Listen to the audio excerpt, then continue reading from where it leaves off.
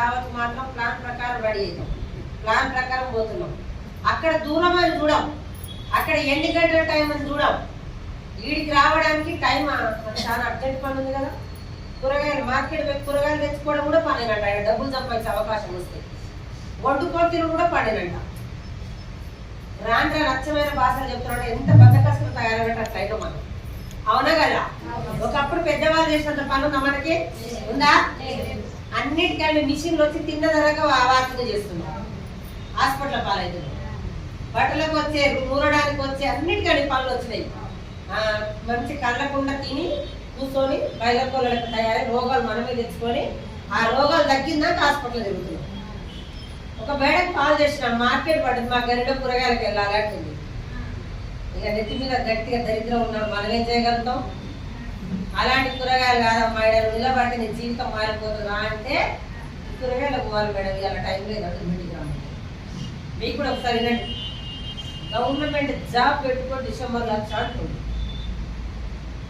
ఈ రోజే first meeting కొత్త ఎంతమంది ఒకసారి.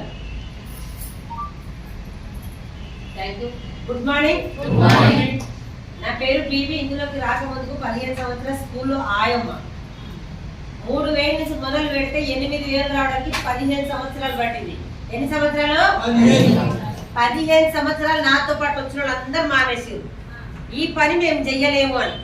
మీకెందుకు చెప్తున్నా అంటే ఇప్పుడు ఒకటో ఇద్దరో తీసుకొస్తారు, మరోసారి ఆమె రాకపోతే ఆమె రానంటుంది. మేడం నేను కూడా రాను అంట మీటింగ్కి. ఆమె తింటే నీకు కడుపు నిండుతుందా, నువ్వు తింటే ఆమె నిండుతుందా అర్థం చేసుకో. నాతో పాటు జాయిన్ అయ్యేళ్ళందరూ మానేసిన నేను ఒక్కదాన్ని ఎందుకు చేసిన అంటే నాకు అవసరం అది. నా ఫ్యామిలీని పోషించుకోవాలంటే స్కూల్లోనే చెయ్యాలి, పక్కింటి ఆమెతో పోలిక నాకు కాదు అని అలా 15 సంవత్సరాలు చేస్తే ఇప్పటిదాకా ఒకసారి వచ్చి చెప్పండి కండక్టర్ నేను, అవునా కదా? నన్ను కూడా ఈ ప్లాట్ఫామ్ పరిచయం చేసి గ్రేట్ లీడర్ బిఎంసీఎం పాండు సార్కి గట్టి ఒకసారి. పాండు సార్ కూడా కండక్టరే, మా రూట్ కండక్టర్. నన్ను ఈ మీటింగ్ లో కూర్చోబెట్టడానికి 3 నెలలు ఎంటపడ్డాడు. ఎన్ని నెలలు? 3 నెలల తర్వాత కూడా నేను రాలే. ఇలాంటి మస్తు చూసిన సతాయించి బస్ స్టాప్ లో బస్ ఆపకపోతే ఒక మీటింగ్ వచ్చిన. వీళ్ళతో గొడవ ఎందుకు? మీటింగ్కి వెళ్ళి ఇని సూపర్ ఉంది మా ఇంట్లో వద్దంటే మళ్ళీ సార్ నాకు చెప్పడం నా జోలికి రాడు సార్.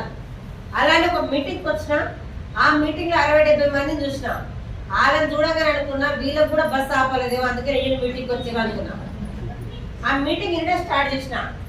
ఎవరి వాళ్ళు చెప్తున్నారు, హెల్త్ సప్లిమెంట్లు ఒకరు, స్టోన్స్ ఒకరు, బ్యూటీ కేర్ ఒకరు, రైస్ బ్రాండ్ ఆయిల్ ఒకరు, అగ్రికల్చర్ ఒకరు వాడుకున్న వేరే వాళ్ళకి షేర్ చేసిన 5,000, 10,000, 20,000, 30,000